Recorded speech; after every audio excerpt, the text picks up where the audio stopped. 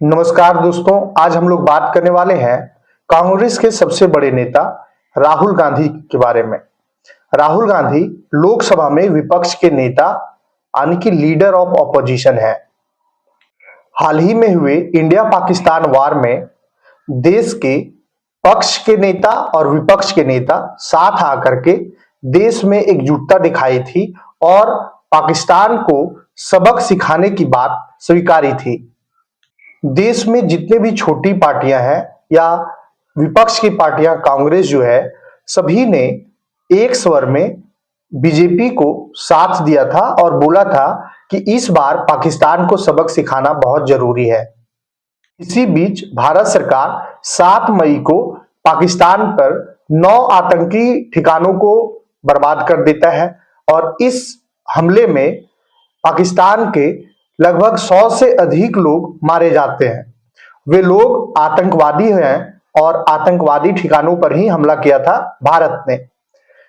जवाबी कार्रवाई करते हुए पाकिस्तान ने भारत पर 400 से अधिक ड्रोन दागते हैं और कुछ मिसाइलें दागते हैं।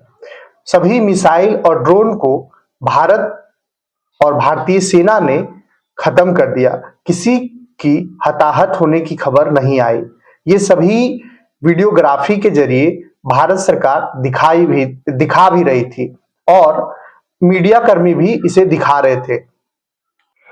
10 मई को अमेरिकन प्रेसिडेंट ट्रंप ने एक्स पोस्ट के जरिए ये इंफॉर्मेशन देते हैं कि भारत पाकिस्तान वार सीज फायर हो गया है और कुछ देर बाद भारत के विदेश मंत्रालय की तरफ से भी और पाकिस्तान के विदेश मंत्रालय की तरफ से भी ये पोस्ट आता है और प्रेस ब्रीफिंग होती है कि वॉर जो है वो सीज फायर में बदल चुका है और दोनों देश 2 दिन का समय लेते हैं, यानी कि 12 मई को फिर से बात करने का विचार करते हैं और इसी तरह से सीज फायर अभी तक कंटिन्यू जारी है।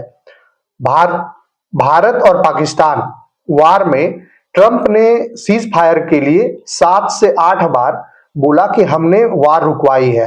ये पूरा इंटरनेशनल मीडिया तक चला और किस तरह से फिर भारतीय विदेश मंत्रालय ने उस बात को खंडन किया, ये भी मीडिया में चला कि ट्रंप का इसमें कोई ऐसा योगदान नहीं है कि ट्रंप डील किए हैं बिजनेस के साथ में कि आपसे हम बिजनेस करेंगे, ये वार रोक दीजिए, ऐसा कुछ भी नहीं है। लेकिन मीडिएटर, कोई भी 2 देश जब लड़ाई लड़ रहा होता है तो तीसरा कोई मीडिएटर होता है जो दोनों देशों को शांत करवाता है। ये मतलब कि इतिहास गवाह है। चाहे जो भी हुआ हो, इंडिया और पाकिस्तान का वार जो है वो रुक जाता है और रुकने के बाद अभी तक रुका ही रहता है। बाद में प्रधानमंत्री मोदी जी का भी सभा होता है। मोदी जी अपने सभा में ये बोलते हैं कि अगर पाकिस्तान फिर से किसी भी तरह का आतंकवादी हमला करता है भारत पे, तो भारत उस हमले को वार समझेगा, पाकिस्तान की तरफ से वार स्टार्ट हो गया है ये समझेगा। और प्रधानमंत्री मोदी ने अपने भाषण में ये भी कहा कि हम आतंकवादी गतिविधि को बर्दाश्त नहीं करेंगे, हम जवाबी कार्रवाई करेंगे।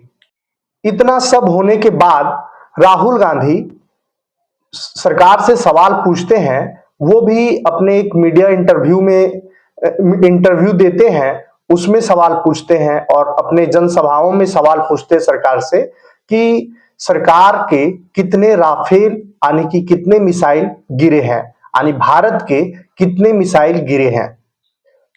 और दूसरा सवाल उनका रहता है कि भारत किसको पूछ करके सीज फायर का ऐलान किया। क्या डोनाल्ड ट्रंप से भारत डरता है? क्या नरेंद्र मोदी डोनाल्ड ट्रंप के सामने सरेंडर कर दिए हैं? इस तरह का बचकाना सवाल राहुल गांधी का रहता है। इस पर हम लोग बात करेंगे आगे। सबसे पहले आप देश के इतिहास को समझिए कि 1947 के बाद जब भारत आजाद होता है तो भारत में पहला आतंकवादी हमला नहीं था। इससे पहले बहुत बार आतंकवादी हमला हुए हैं। कुछ इतने बड़े हमले हुए हैं जिसमें 200-300 लोग मारे जा चुके हैं।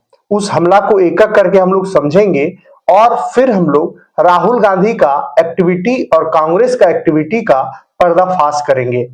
साल 1993 में मुंबई में आतंकवादी हमला होता है। इस हमले में 250 से अधिक लोग मारे जाते हैं, 700 से अधिक लोग घायल होते हैं और भारतीय इतिहास का सबसे बड़ा हमला 1993 में हुआ था। उसके बाद साल 2001 में संसद भवन पर हमला होता है। साल 2006 में मुंबई में लोकल ट्रेन में और 7 जगहों पर सिलसिलेवार ढंग से बम धमाके होते हैं। इस बम धमाके में 250 से अधिक लोग मारे जाते हैं और 800 से अधिक लोग घायल होते हैं। 2008 में हुए आतंकी हमला जो फेमस है 26/11 के नाम से, 26/11 2008 में हुआ था और मुंबई के ताज होटल और 9 अदर ठिकानों पे ये हमला हुआ था। पाकिस्तान के द्वारा आए 10 आतंकी ये हमला को अंजाम देते हैं, जिसमें 200 से अधिक लोग मारे जाते हैं और 300 से अधिक लोग घायल होते हैं। ये सभी हमलों पर भारत सरकार के द्वारा कोई भी एक्शन नहीं लिया जाता है। भारत सरकार को पता था कि ये सभी आतंकी पाकिस्तान के द्वारा भेजे जा रहे हैं और उन्हीं के नक्शे कदम पर यहाँ आतंकवादी गतिविधियों को अंजाम दे रहे हैं और पब्लिक प्लेसेस पे धमाके हो रहे हैं। लेकिन सरकार कोई भी हमला में, चाहे वो 1993 का हो, चाहे 2001 का हो, चाहे 2006 का हो, चाहे 2008 का 26/11 हमला हो, किसी भी तरह का कोई एक्शन नहीं लेती है। ना पाकिस्तान के साथ में कोई लड़ाई लड़ती है, कोई वार लड़ती है, ना ही पाकिस्तान की कोई आतंकवादी जगह को निशाना बनाती है और खत्म करती है। किसी भी तरह का कोई हमला नहीं होता है। उस समय राहुल गांधी भी मैच्योर थे और राहुल गांधी की ही सरकार चल रही थी, यूपीए की ही सरकार चल रही थी ये हमलों में, लेकिन किसी भी तरह का कोई एक्शन नहीं लिया जाता है। 2016 में उरी जम्मू कश्मीर में सेना के बेस पर आतंकवादी हमला होता है, जिसमें 19 जवान शहीद हो जाते हैं। 19 जवान शहीद होने के बाद भारतीय सरकार ने एक्शन लेते हुए सर्जिकल स्ट्राइक करता है और पाकिस्तान के जितने भी आतंकवादी ठिकाने थे जो पीओके में चल रहे थे, सभी को खत्म कर देता है। 2019 में पुलवामा में आत्मघाती हमला होता है, जिसमें 40 सीआरपीएफ के जवान शहीद हो जाते हैं। भारतीय सरकार ने एक्शन लेते हुए एयर स्ट्राइक करता है और पाकिस्तान के फिर से आतंकवादी गतिविधियां चलाने वाले जितने भी संगठन थे, जितने भी कैंप थे, उनको निशाना बना करके खत्म कर दिया जाता है। इससे पाकिस्तान को लगता है कि अब भारतीय सरकार एक्शन मोड में है और 2019 के बाद फिर से 2025 में आतंकवादी हमला होता है और पहलगाम में जाति पूछ करके, धर्म पूछ करके वहां के टूरिस्ट पे हमला करते हैं आतंकवादी और उस हमले में 25 लोग शहीद हो जाते हैं। उन 25 लोगों की शहादत को भारतीय सरकार ने गंभीरता से लेते हैं और 6-7 मई को पाकिस्तान पर एयर स्ट्राइक करते हैं और 9 ठिकानों को निशाना बना करके, 9 आतंकवादी ठिकानों को निशाना बना करके फिर से ये खत्म कर देते हैं। आतंकियों के ठिकाने को खत्म करने के साथ साथ 100 से अधिक आतंकवादी मारे जाते हैं। पाकिस्तान उस हमले को जवाबी कार्रवाई करते हुए इंडिया पर अटैक करता है, लेकिन इंडिया जो है उस सभी अटैक को मतलब डिस्प्यूज कर देता है। इंडिया को कोई नुकसान नहीं होता है, लेकिन वार है, जब आप वार लड़ते हो तो कुछ आपका भी मिसाइलें गिरती है, कुछ उनका भी मिसाइलें गिरती है, लेकिन भारतीय सेना ने अभी तक किसी भी तरह का नुकसान की बात नहीं कही है।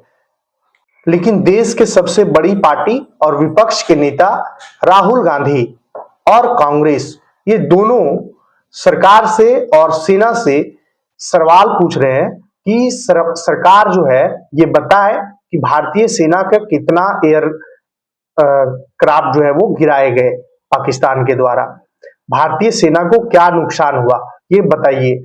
अब ये बात समझने वाली है कि अगर ये मीडिया में आता है तो इसका पूरा का पूरा बखान पाकिस्तान करेगा कि भारतीय सेना के ये हो गया, भारतीय सेना का वो हो गया, वहां के विपक्ष के नेता ही हम लोग के सपोर्ट में है, हम लोग भारतीय सेना को पूरा घुटना टेका दिए।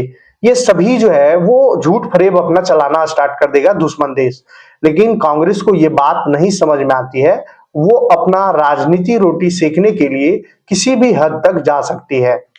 कांग्रेस को यह भी समझना चाहिए कि जब 1993 में आतंकवादी हमला होता है, 2001 में आतंकवादी हमला होता है, 2008 में आतंकवादी हमला होता है, 2006 में आतंकवादी हमला होता है, लेकिन किसी भी आतंकवादी हमले पर आप जवाब पाकिस्तान को नहीं देते हैं।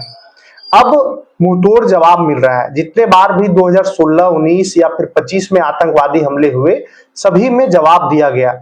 आप किस मुंह से सवाल पूछते हैं? जब आप सरकार में थे तो किसी भी तरह का जवाबी कार्रवाई से बचते थे, किसी भी तरह का जवाबी कार्रवाई नहीं करते थे। आतंकियों को जी करके पुकारते थे आपके नेता, उस पर आप मिट्टी डाल दिए। उसको देश भूल गया है क्या? ये समझना चाहिए कि देश और देश की जनता सब जानती है कि कांग्रेस इतने साल राज की इस देश पर, उसने क्या किया है देश के लिए। देश को बांटने के सिवा, देश के लोगों को जातियों में बांटने के सिवा और कुछ भी नहीं किया है। देश को धर्म के नाम पर बांटने के सिवा कुछ भी नहीं किया है।